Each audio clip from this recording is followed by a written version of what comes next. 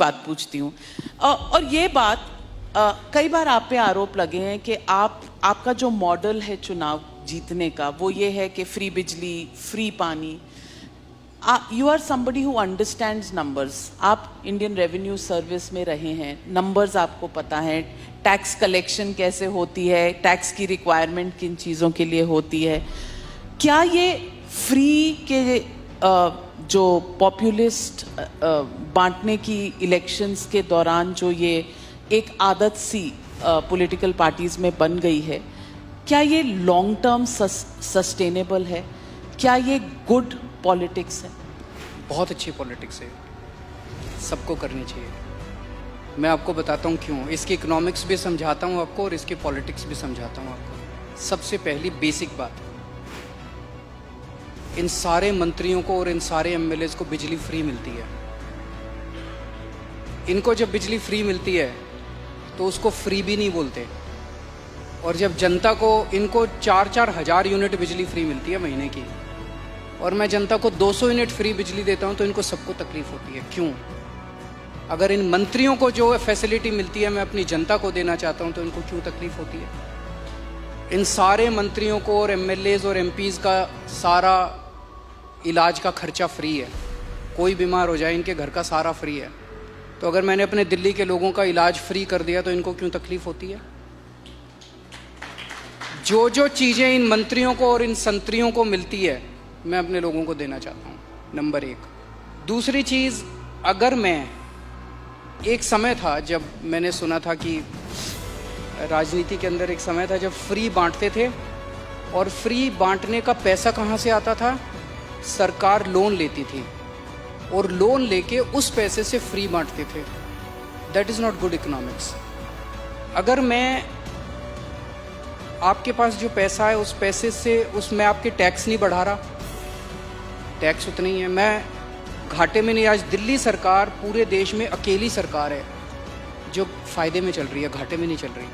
CAG की report है 2019 की, उस रिपोर्ट में लिखा है हमारी सरकार बनने के पहले दिल्ली सरकार घाटे में चलती थी।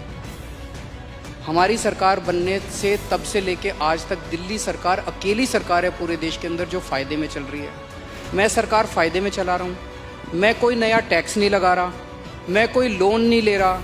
अगर मैंने करप्शन ख़त्म करके, पैसा बचा के लोगों को अगर सुविधाएं दे दी तो क्या बुरी बात की? तो दिस इज़ गुड इकोनॉमिक्स। और तीसरी चीज़, पर ये मिरेकल होता कैसे? मैं एक छोटा सा एग्जाम्पल देता हूँ। जैसे ये फ्री दवाइयों वाला कैसे सिलसिला चालू हुआ, ये बड़ा इंटरेस्टिंग है। हमने एक फ्लाईओवर बनवाया, उस फ्लाईओवर की 325 करोड़ रुपए की एस्टिमेटेड कॉस्ट थी, वो शायद 200-250 करोड़ रुपए में बन गया, तो 125 करोड़ रुपए उसमें बच गए। कैबिनेट मीटिंग चल रही थी, हम लोग डिस्कस कर रहे थे, तो पता चला कि ये 125 करोड़ रुपए बच गए। हम ये डिस्कस कर रहे थे इस पैसे को कहाँ इस्तेमाल करें। तो मैंने कहा अगर हम सबका इलाज फ्री करना चाहें तो कितना खर्चा आएगा? So after 2-3 days they got back to me, they said 300-350 crore. So मैंने कहा ठीक है, इतना तो हम फ्लाईओवर बनाने में ही बचा लेंगे, इतना का पैसा।